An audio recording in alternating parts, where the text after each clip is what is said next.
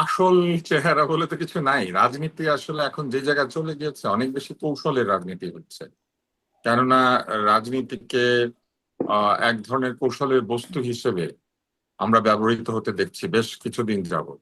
এই কৌশলের মধ্যে আওয়ামী লীগ ছিল, এই কৌশলের মধ্যে জামাত ইসলাম আছে, এই কৌশল কিছুটা কিছুটা বিএনপিরও আছে। আহ ফখরুল ইসলাম আলমগীর যে কথাটা বলেছেন যে কাউকে নির্মূল করতে হবে, আমি নির্মূল করার ব্যাপারটা বুঝি না।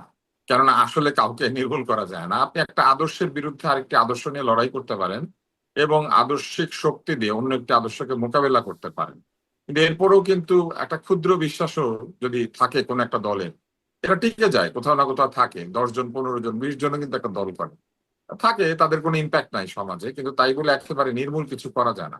এই নির্মূলের শব্দটা আসলে, নির্মূল শব্দটা আসলে ভালো না। তো উনি হয়তো পুরোনো দিনের মানুষ, উনি হয়তো নির্মূল বলতে বুঝিয়েছেন শক্তিহীন করতে হবে, কিন্তু নির্মূল শব্দটা আসলে বেশি ভালো শোনা যায় না। আমার মনে হয় যে আমাদের রাজনৈতিক যে টার্মিনোলজি, এগুলিতেও কিছু কিছু পরিবর্তন আনতে হবে। তবে এই কথা ঠিক যে জামাতে ইসলামের সভাপতি যেটা বলছেন যে বৃহত্তর ঐক্য, তারপরে নানান কিছু উনি বলছেন, কিন্তু বৃহত্তর ঐক্য তৈরি করার জন্য যে ধরনের আচরণ, সেটা কিন্তু আসলে রাজনৈতিক দলগুলির মধ্যে অনুপস্থিত, জামাতের মধ্যে অনুপস্থিত। এবং বিশেষ করে এনসিপি কে সাথে নিয়ে বৃহত্তর ঐক্য তৈরি করা তাদের জন্য খুব কঠিন হবে।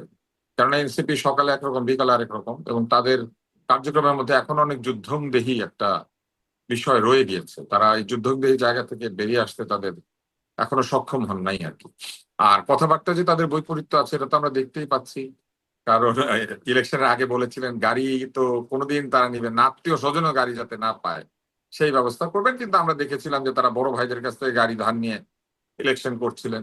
এরপরে এখন জিতে যাওয়ার পরে এনসিপির কাছ থেকে দাবি উঠেছে যে সবাইকে সরকারি খরচে গাড়ি দিতে হবে। আগে তো এমপি সাহেব নিজের টাকায় গাড়ি কিনতেন, এখন সরকারের টাকায় গাড়ি কিনে তারা ঘুরে বেড়াবেন। তাহলে কি হলো? জনগণের পয়সা, আগে শুধু ট্যাক্সটা মানে মাফ করতো জনগণ, তো ঠিক আছে, ট্যাক্স মাফ করতে মানে কি? মানে হচ্ছে যে একটা ট্যাক্স নেওয়ার কথা ছিল, জনগণ সেটা নেয় নাই, কিন্তু জনগণের পকেট থেকে দেওয়া করের টাকা তো এমপিদের পিছনে খরচ হতো না গাড়ির পিছনে। কিন্তু এখন তারা দাবি করছেন যে করের টাকা নিয়ে তারা গাড়ি কিনবেন।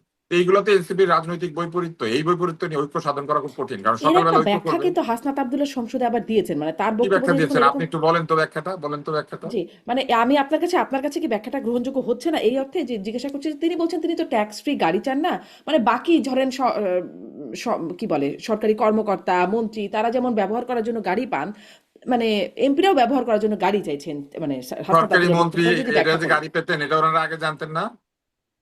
ওই এই গাড়ি কি আজকে থেকে পায়? হাসনাত আব্দুল্লাহ এমপি হওয়ার পরে পায়? হাসনাত আব্দুল্লাহ এমপি হওয়ার আগের থেকেই পায়। এবং এই গাড়ি যে তারা যে বিভিন্ন সময় নির্বাচনী প্রচারণা চালিয়েছেন, যে গাড়িগুলা তারা জুলাই আন্দোলনের সময় ভেঙেছিলেন, সেই গাড়িগুলো জনগণের করের টাকা কিনা ছিল না? তো এইগুলো বললে তো হবে না যে ওনারা কিছু জানতেন না, একেবারে মানে আহ কি বলবো, একেবারে শিশু ছিলেন। ব্যাপারটা তো এরকম না। বিষয়টা হচ্ছে জনগণ করের টাকা দিয়ে গাড়ি কিনে কর্মচারীদেরকে দেয়, কারণ কর্মচারীদের এই শপথ নাই যে তারা কি বলে অলাভজনক পদে এসেছেন।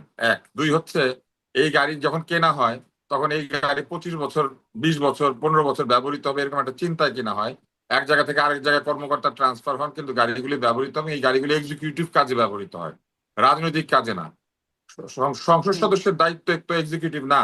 এই হাসান আব্দুল্লাহ, সার্জিস, সারোয়ার তুষার, এরাই কিন্তু বিভিন্ন টক শোতে বলেছিলেন যে সংসদ সদস্যরা হচ্ছেন আহ আইন প্রণয়ন করবেন। আইন প্রণেতা কেন স্থানীয় সরকারের মতো গিয়ে বলবেন ব্রিজ কালভার্ট এগুলো আমরা করব? কিন্তু আমরা দেখলাম যে সংসদ সদস্য হওয়ার সাথে সাথে উনি ব্রিজ কালভার্ট, খেজুর আহ সহ বিভিন্ন কিছু হিসাব দিতে শুরু করলেন। এই হিসাব তো ওনার দেওয়ার কথা না, হিসাব দিবে ওই এলাকার এক্সিকিউটিভ যারা এগুলো এগুলো বিতরণের দায়িত্ব পেয়েছে, এগুলো নির্মাণের হুম। দায়িত্ব পেয়েছে। সংসদ সদস্যের তো আইন করার কথা, এগুলো কিন্তু ওনারা আমাদেরকে শুনিয়েছেন, আমরা হুম। বলি নাই। আমরা কিন্তু বারবারই বলছিলাম যে সংসদ সদস্য এলাকাতে বিভিন্ন কাজের তদারকি করে, তার কিন্তু বিভিন্ন কিছু দরকার হয়। তারপরে তারা কি করলেন? তারা সরকারি অফিস চেয়ে বসলেন। সরকার কেন এমপিদেরকে অফিস দিবে? এমপিরা রাজনৈতিক ব্যক্তি, তারা রাজনৈতিক দলের মাধ্যমে দেশকে সেবা করার জন্য নির্বাচনে দাঁড়িয়েছেন। তো তারা নিজেদের বাড়িতে অফিস করবেন, তারা না হলে ভাড়া করে নিজেদের একটা জায়গা করে সেখানে অফিস করবেন। এই ভাড়া সরকার প্রদান করবে। তার মানে আপনি বুঝতে পেরেছেন, করের টাকা নেই না, করের টাকা খাই না, এইসব কথা বলে এখন করের টাকা দিয়ে সম্পূর্ণ ব্যয় নির্বাহ করার জন্য তারা হাজির হয়েছেন, এবং জনগণের কষ্টার্জিত অর্থের পয়সা তারা এখন নিজেদের গাড়ি, বাড়ি, অফিস, আদালত জি। সবখানে খরচ করবেন। মাসাল্লাহ মাসাল্লাহ, কোনো অসুবিধা নাই। আমার একটা জায়গায় আপত্তি, সেটা হচ্ছে আগে তাদেরকে কে বলতে বলেছিল যে আমরা কিছু নিব না?